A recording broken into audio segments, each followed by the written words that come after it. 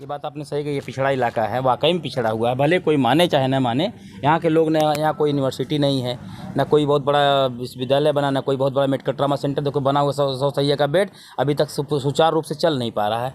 फूलपुर में बनाया है, भाजपा सरकार नहीं बनाया, उसका वो सपा ने बनवाया था। 5 साल बीत गए भाजपा के, उनके विधायक तरुणकांत यादव थे, कुछ नहीं कर पाए। फिर इसके बाद फिर आखिरकार उनको 5 करोड़ रुपए की जो मोदी जी ने सब्सिडी दी है पढ़ने के लिए, वो मुसलमानों को ही, अल्पसंख्यक समाज को ही मिली है, ना कि किसी और को मिली है।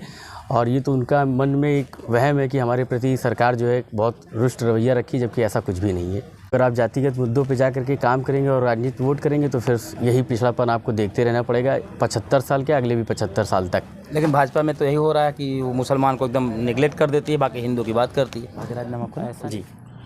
दोस्तों नमस्कार, मैं हूं ब्रजेंद्र यादव, आप देख रहे हैं राजनीति का सच।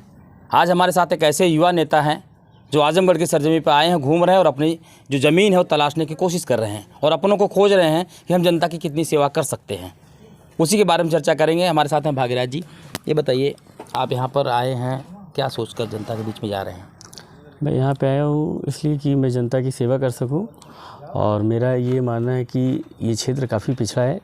जैसा कि मार्टिनगंज घूमते मैंने देखा है कि काफ़ी बैकवर्ड एरिया है यहाँ पे, अभी तक यहाँ पे डेवलपमेंट नहीं हुआ, जबकि हमारा देश 75 साल हो गए आज़ादी के। मैं ये देख रहा हूँ कि यहाँ पे काफ़ी समस्याएं हैं युवाओं को लेकर के, और भी लोगों से मिलने के बाद इसी मुद्दे पे मैं यहाँ पे आया हूँ और मैं चाहता हूँ कि मैं यहाँ पे कुछ अच्छा कर सकूँ, और इन्हीं सब मुद्दों को अपने बना करके इलेक्शन की तैयारी कर रहा हूँ।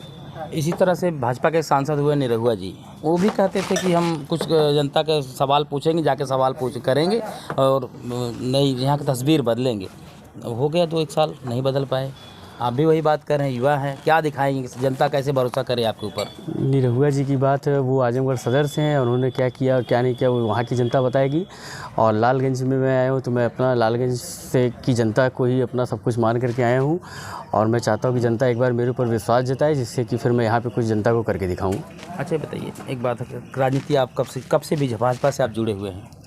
भाजपा से मेरे पिताजी 1991 में प्रथम वर्ष विधायक बने, और वो अपने टाइम के सबसे युवा विधायक थे, और उसी से तब से लगातार हम लोग भाजपा से जुड़े हुए हैं। और अब हम लोग जनसंघ से ही समझ लीजिए पिताजी हैं, और हम लोग लगे हुए तो अब भाजपा में ही रहे ही हैं, कोई दूसरी पार्टी से हैं भी नहीं हम तो, और यही हमारी पार्टी रही है, तो इसमें जुड़ने जैसी कोई चीज़ नहीं रही। तो भाजपा जो सॉफ्ट हिंदुत्व की राजनीति मतलब करके देखा जाए तो यहाँ के जो ओबीसी बैकवर्ड की जनता ज़्यादा है यहाँ पर, तो किस तरह से उनके बीच में पैठ पहुँचा पाएंगे, वहाँ पहुँच लेंगे आप? मेरा इसके पहले बैकवर्ड अगली बार गठबंधन हुआ था समाजवादी पार्टी का और बसपा का, इस नाते यहाँ की सीट निकली। आप तो अकेले सिंगल भाजपा के तौर पर तैयारी कर रहे हैं। मेरा ये मानना है कि मैं जातिवाद की राजनीति से ऊपर उठ के करना चाहूँगा, और मैं ओबीसी, एससी, बैकवर्ड या मुसलमान या जनरल को कोई कार्ड नहीं खेलना चाहूँगा। मैं ये चाहता हूँ कि सब लोग मिल करके वोट करें अपने विकास के लिए और अपने अच्छे कार्यों के लिए।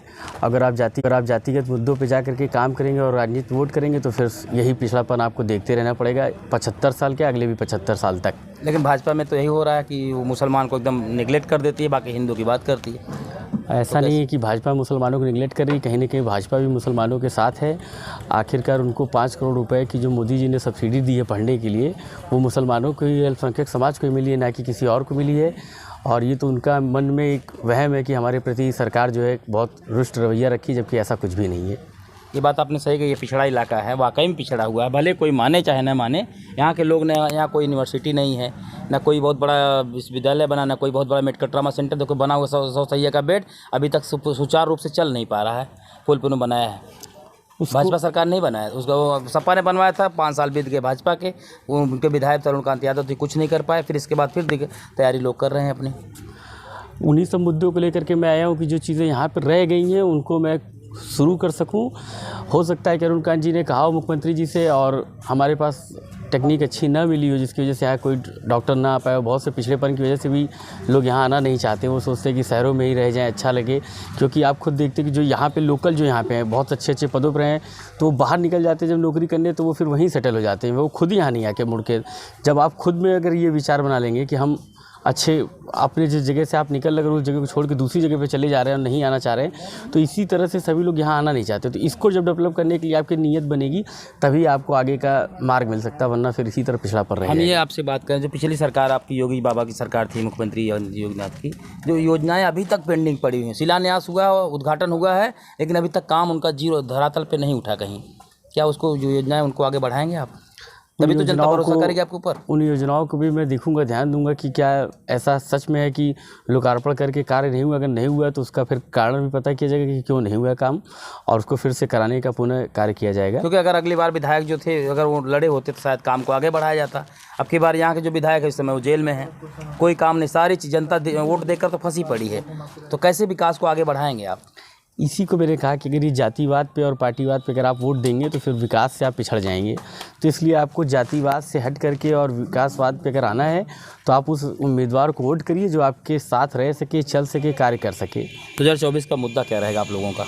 2024 का मुद्दा यही है कि शिक्षा, स्वास्थ्य पे हम लोग ध्यान दें, और यहाँ के नवयुवकों के लिए मैं एक स्टेडियम की डिमांड चाहता हूँ कि यहाँ के नवयुवकों को एक, क्योंकि खेल से ही आदमी का बहुत विकास होता है। जब आपके पास स्टेडियम होगा तो आप स्वस्थ रहेंगे, और स्वस्थ होकर के आप बहुत कुछ कर सकते हैं और देश विदेश तक अपना नाम रोशन कर सकते हैं। यहीं से विकास की पहली सीढ़ी आपकी बनेगी।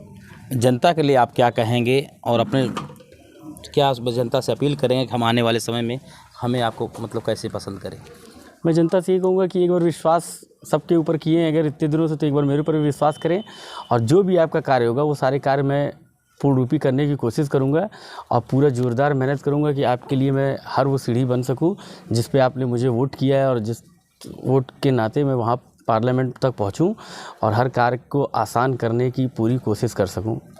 आपका कार्यालय कहीं बना है इस लालगंज क्षेत्र के अगल बगल कहीं? अभी फ़िलहाल मेरा कोई कार्यालय यहाँ नहीं बना है, और बहुत जल्द मैं अपने कार्यालय को यहीं बनाने की कोशिश करूँगा, क्योंकि जब तक टिकट नहीं मिलता तब तक कोई भी कार्यालय बनना थोड़ी सी दिक्कत होती है। तो फिर सेवा कैसे करेंगे आप?